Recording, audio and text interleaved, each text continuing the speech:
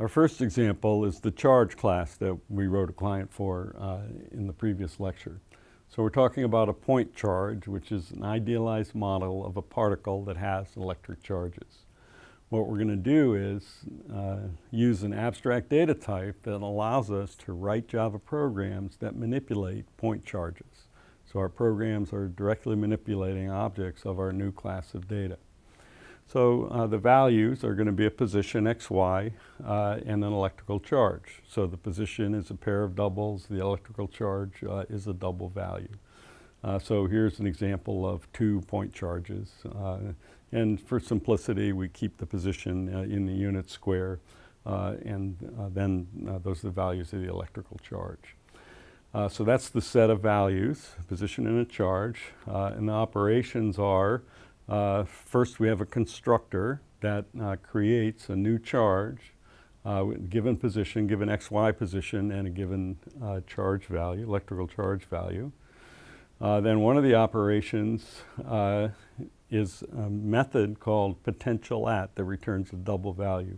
And what it returns is some other point xy, it gives the electrical potential at that point due to our charge.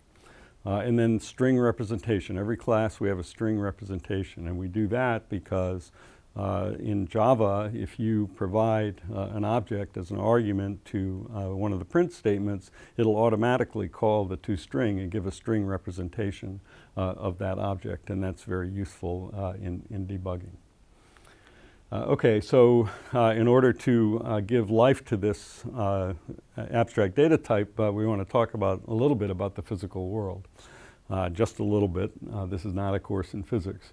So potential is a measure of the effect of a point charge on its surrounding. It increases as the charge value increases. So if you have more value, you got more potential. And it decreases in proportion to the inverse of the distance from the charge. We're working in 2 dimensions, so it's the inverse of the distance. If it was 3 dimensions, it would be inverse of the distance squared. So mathematically, if we've got a point charge at a particular point, rx, ry, and it's got a charge q, and we've got another point xy, we let r be the distance between our point xy and the charge, and then we want to come up with a formula for the potential at the point due to the charge. And we use the notation capital V sub c of xy. Potential at the point xy due to the charge. And there's the equation. It increases linearly with the charge, and it decreases in proportion to the inverse of the distance, 1 over r, and there's a constant, and that constant in the real world turns out to be 8.99 times 10 to the 9th. That's a normalizing factor. And so that's what we use for the potential. And another key point is that if we have a lot of charges, then we can add up the potentials due to all the charges to get the total potential at some point. When multiple charges are present, the potential at the point is the sum of the potentials due to the individual charges. So now that's what we need to know about the real world, and now we can implement our charge and we can write some clients. By the way, there's many similar laws that hold. For example, the n-body problem that we've considered is an inverse square law. It's a 3-dimensional and it's gravitational force. So this is representative of many situations. Okay, so let's get going on the implementation. So the best practice is to start with a test client. And we talked about this in general in modular programming, but in particular for implementing an ADT, it's a really good idea to understand what you expect the code to do before you write it. So here's the test client for charge. We might want to do something like create a new charge, and we give it xy values between 0 and 1 and a potential value. Maybe we want to print it out. That tests the toString method because it automatically invokes toString. And then we also then maybe want to print out the potential at some other point due to that charge. So that's a reasonable test client that tests the constructor and both of the methods, and that's what you always want to try to do in a test client. And so now we take our formula and maybe do a little math by hand. And so these are judiciously chosen so that the x distance is 0.3 and the y distance is 0.4. And so the distance between those 2 points is 0.3 squared plus 0.4 squared equals 0.5. So that's what r is.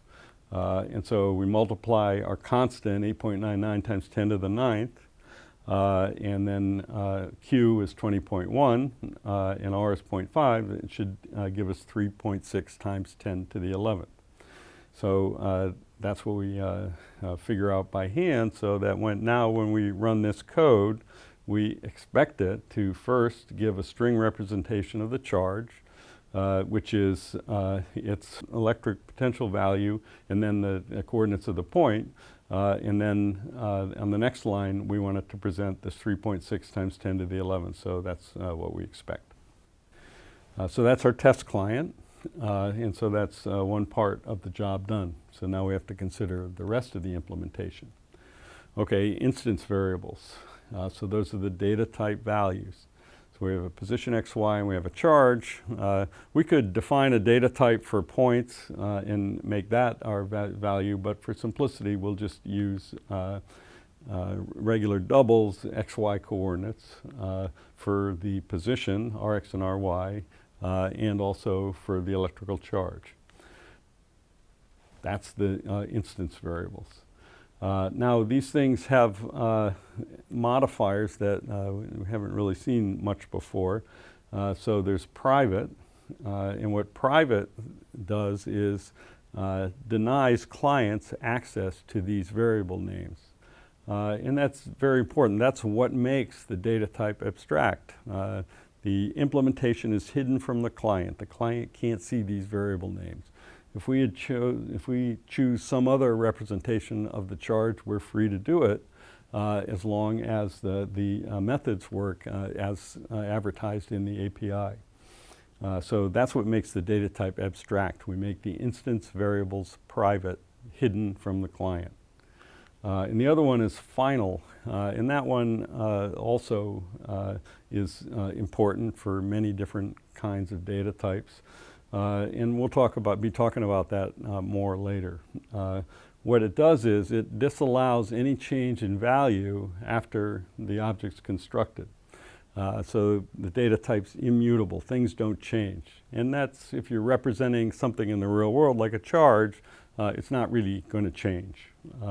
So that's what we document that with final, and also in our code we don't change the value. Well, we couldn't if we document it with final. So we'll be talking more about that later. So the key to object-oriented programming is to understand that these instance variable values are not defined just this one place. Every object has instance variable values. There might be lots of objects. Every single one of them has the same instance variables. Same types of instance variables, but they're different values. An object holds data type values.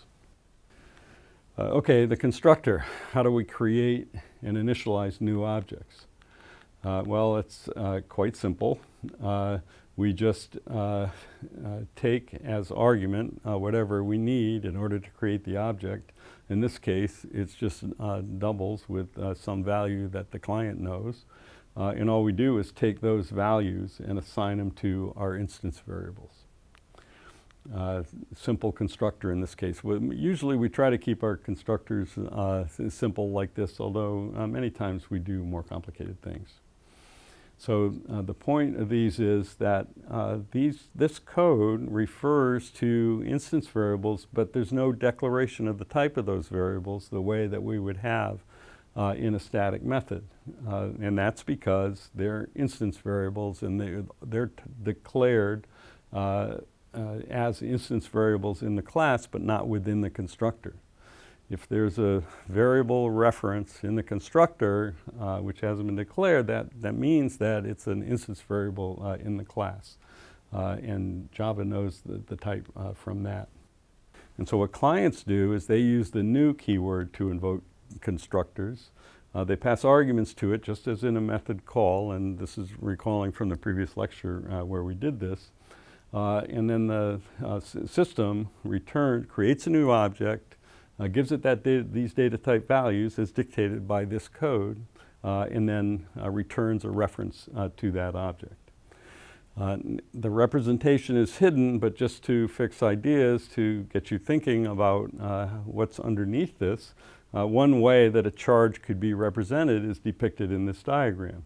So the variable C might refer to a memory address, and that memory address is where the data is kept. And if there's another charge, it's going to have another variable and other data. Return values are reference to a new object. Okay, so now what about the methods? So the methods are going to be the ones that define the data type operations that implement the APIs and that work on the data type values. So in this case, we need two methods, potential at and toString. Potential at, well, we've got our constant. We've got dx, dy, and square root of dx squared plus dy squared is our r, and q is our charge. So it's the constant times q divided by square root of dx and dy. Now again, notice that rx, ry, and q, this code, there's no declaration of them. That's because they're instance variables.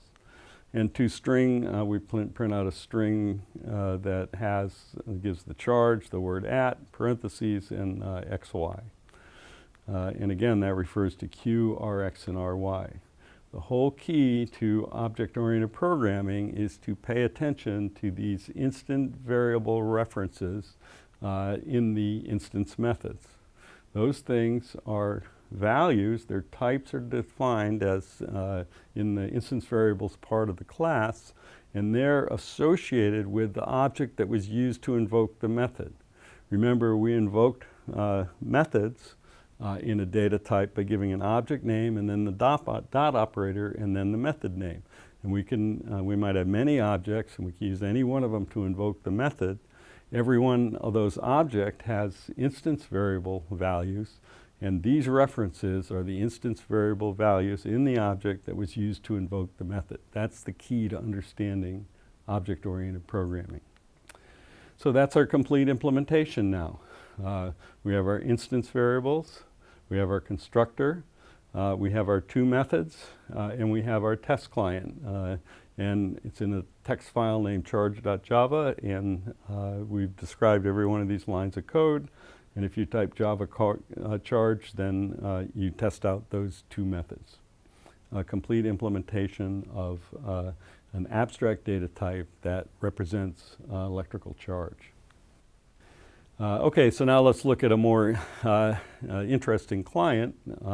Now that we have created this data type, and let's try to visualize what the potential looks like. We're going to need a couple of static methods to get started. So one thing is we'll have a file that includes our point charges, our positions and values, and we'll just read those from standard in. So now we can use charge just like any other type, and what we want out of this method is to return an array of charges, say one per line on standard input. So we want to return an array of charges. We just say charge array read charges.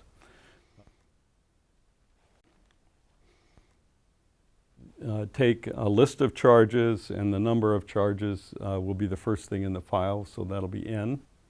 And then we create an array of size n of charges. And then for I from 0 to n minus 1, we'll read the xy position and the charge position, create a new charge, and store that in A of I. A of I is an array of charges, and that creates a new charge with those values. So now we have n charges, all with different values, the ones given in the input file, and then we just return that array. So that's a static method that gets us an array of charges off values in standard input. And the other thing we want to do is take the potential values at various points and convert them to a color. So All this means is take this double value v and convert it to an 8-bit integer, and we'll use grayscale since we understand that. That's what this does. We take 128 and it's this 2 times 10 to the 10th, that we're going to say our potentials are not going to be any bigger than that. And then we'll set it to 0 and set the potential. The color value that we're going to return is going to be 0. It'll be 255 where it gets bigger than 255 after it's scaled. And otherwise, we take the double value and just make it an int, and this gives us a number, just an 8-bit integer between 0 and 255. And then we'll return a grayscale of that color, of that value. So that's just, it takes the potential, scales it to between 0 and 255, and returns a color that's the gray that has that value. So with these two helper methods then, we have an interesting test client that's going to display, visualize the potential at all the points inside the unit square in grayscale. So that's recharges in 2 color. Those are the ones that we talked about. And so our main method is going to read the charges. We'll make a new picture. This makes it 800 by 800. And then for every pixel, we want to assign that pixel a value.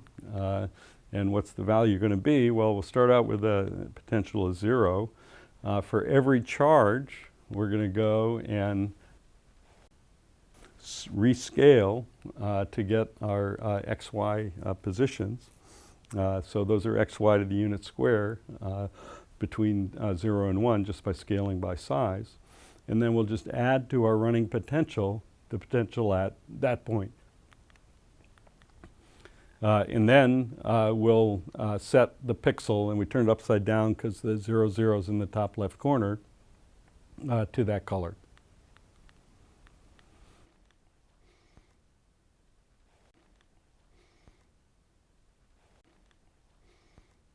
So if we take this input file, which has 3 charges, one at 0.5, 1.63 minus 100, one in the center with a charge of 40, and one slightly up to over to the right with a charge of 20, and we run this thing, this method, then we'll assign every pixel a grayscale value that shows us the potential, and that's what we get.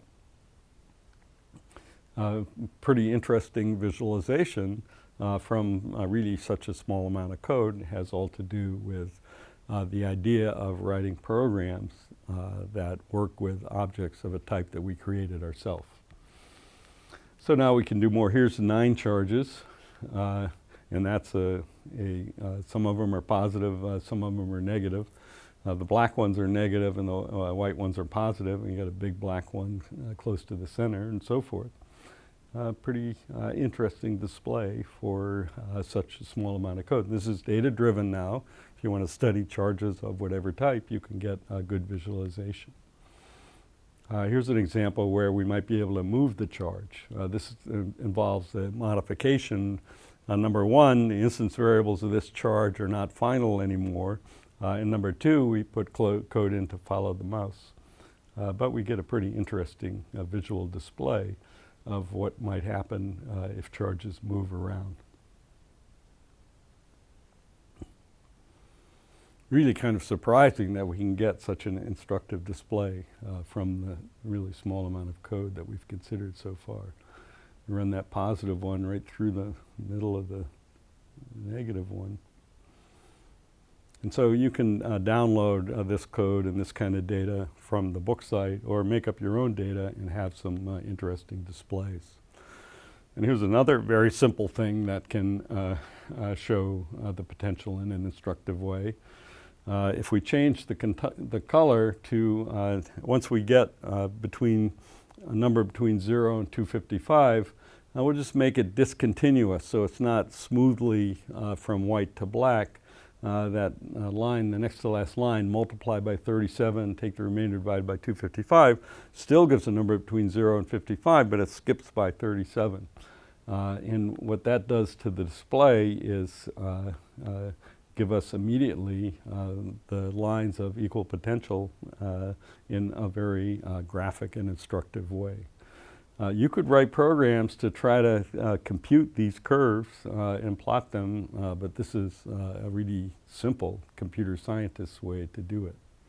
And this is all possible because we were able to define our own data type and write programs that manipulate it.